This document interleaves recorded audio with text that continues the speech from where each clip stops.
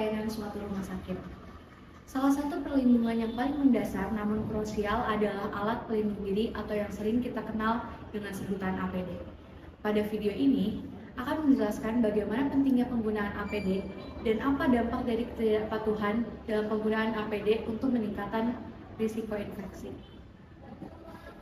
Secara global, WHO melaporkan ribuan tenaga kesehatan terinfeksi penyakit menular setiap tahunnya. Banyak kasus terjadi karena APD tidak digunakan atau digunakan dengan cara yang salah. Ini menunjukkan bahwa APD bukan hanya pelengkap, tetapi sebagai alat pelindung yang aman bagi perawat.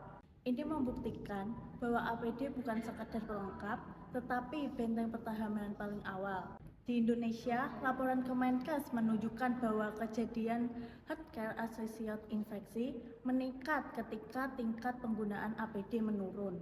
Ketidakpatuhan bukan hanya membahayakan tenaga kesehatan, melainkan juga dapat membahayakan pasien lainnya. Di rumah sakit sendiri, kepatuhan APD menjadi indikator utama budaya keselamatan kerja. Dari ketidakpatuhan penggunaan APD, maka akan menimbulkan banyak dampak yang sangat beragam. Contohnya seperti meningkatnya paparan cairan tubuh pasien, risiko penularan virus, bakteri, serta meningkatnya angka absensi pada tenaga kesehatan yang dikarenakan sakit. Maka dari itu, setiap insiden akan berdampak panjang dan berdampak besar, baik itu kepada staf maupun kepada pasien. Selamat pagi Bu, perkenalkan saya perawat Sinta. Di sini Ibu berisi dengan Ibu siapa?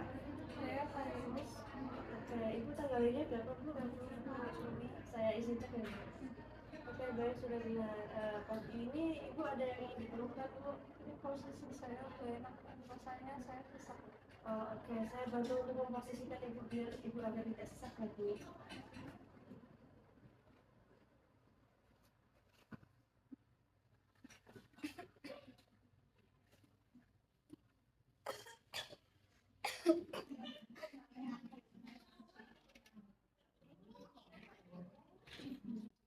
Itu terkena sakit ibu tadi, kenapa aku nggak pakai APD lengkap ya?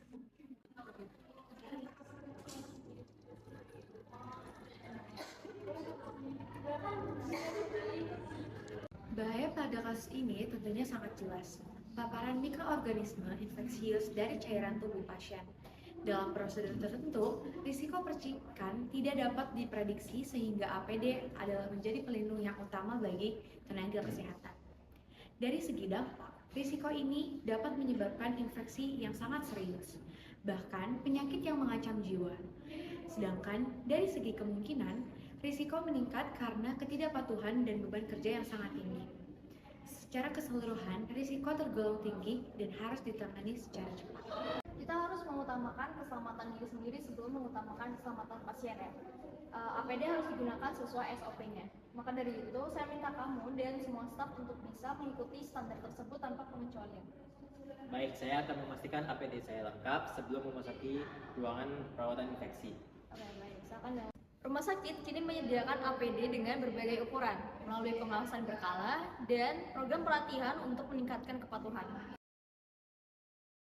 Maka, sebagai tenaga kesehatan, kepatuhan dalam penggunaan APD tentunya akan melindungi rekan kerja, keluarga, dan yang paling penting adalah keselamatan pada pasien. Maka, kita sebagai tenaga kesehatan mengutamakan bahwa keselamatan adalah menjadi prioritas yang utama. Formalitas, namun setiap komponennya memiliki fungsi yang spesifik untuk melindungi tubuh dari berbagai paparan. Langkah pertama sebelum menggunakan APD, cuci tangan 6 langkah terlebih dahulu. Selanjutnya, menggunakan sarung tangan untuk mencegah kontaminasi silang antara nakes dan pasien.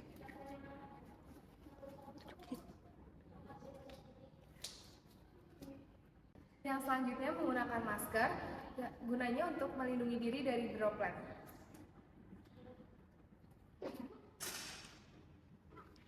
Gunakan penutup kepala dan sepatu untuk mencegah kontaminasi lingkungan dan pakaian.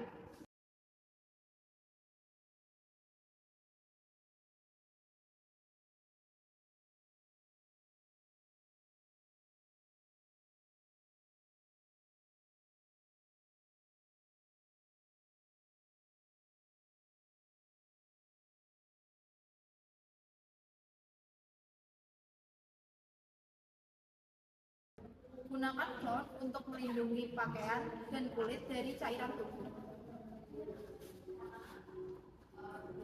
Gunakan face shield dan kukes untuk melindungi wajah dari percikan. APD sudah lengkap, saya akan melakukan prosedur sesuai dengan standar. Maka, sebagai tenaga kesehatan, kepatuhan dalam penggunaan APD tentunya akan melindungi rekan kerja, keluarga, dan yang paling penting adalah keselamatan pada pasien.